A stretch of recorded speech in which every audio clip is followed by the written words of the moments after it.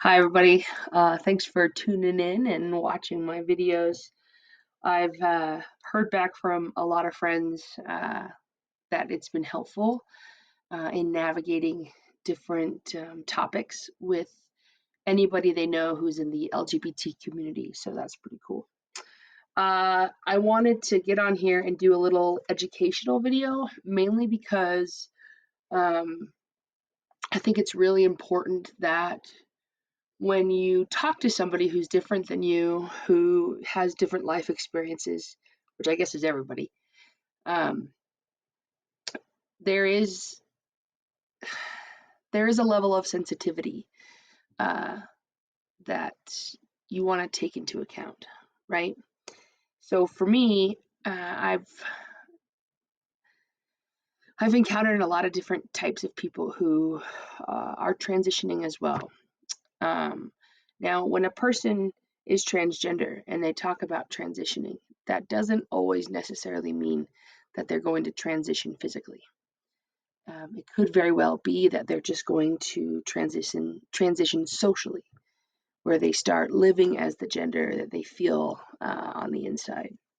So, with that, I thought it would be nice to um, just kind of educate some people on things that I'm currently learning about things within the LGBTQ community. We all know that acronyms are everything. And so I wanted to start off with this one. This is FTM. You might hear this sometimes. This means female to male. So, what's really interesting about this is I've had somebody say, well, female to male, so you're acknowledging that you're a female, you're not a male. And to that, I would say, you're correct. I am not ignorant to the fact that I was born biologically female. Absolutely. I've had two children. Um, I currently have ovaries and a uterus and breasts. So I'm not blind to that fact. I think what you need to understand is the TM part, to male, right? Like, I think some people think that transgender people have their head in the sand and that they're ignoring biology, and that's not, at least in my experience, that's not true. I just understand that now that I can acknowledge how I've always felt on the inside, I want that to be reflected on the outside. And I live in a time and an era where that is possible. So I also wanted a couple more acronyms. This one is AFAB. Okay, AFAB is assigned female at birth. So again, acknowledgement of biologically having those female parts. Um, AFAB. I like to refer this as a fabulous person, but anyway, that's just me. You might hear a transgender, or at least an FTM, right, female to male, talk about T. T just stands for testosterone.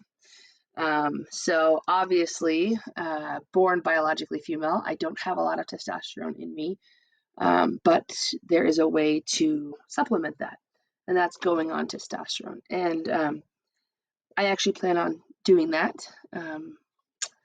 within the next year or so. And those of you subscribing, those of you watching these videos, you'll see a difference. And so I wanted people to be aware of when I talk about going on T. That's what I mean. Another thing that people want to know about, at least my transition, is top surgery and bottom surgery. Now, top surgery is pretty self-explanatory. This is just the removal of the breasts, um, top surgery. And bottom surgery doesn't, it deals with the lower extremities. And there's two main kinds. There's phalloplasty and metoidioplasty. Now, when people want to know about the physical changes that I'm going to or maybe not going to be doing, my only response to that is, why are we talking about my genitals? So I know there's a curiosity there. people want to know, but in all reality, that's a very private discussion, and it's a very sensitive topic. And if it's something that you want to talk to a transgender person about, I would just make sure that you're close with that person. I would make sure that you have the type of relationship where you've already talked about these kinds of things before. Otherwise, and I say this with all sincerity, it's none of your business what kind of surgeries a person desires to have. If they talk about it, great. There's your permission. But if they don't, or if they say they don't want to, hopefully you can be respectful about that.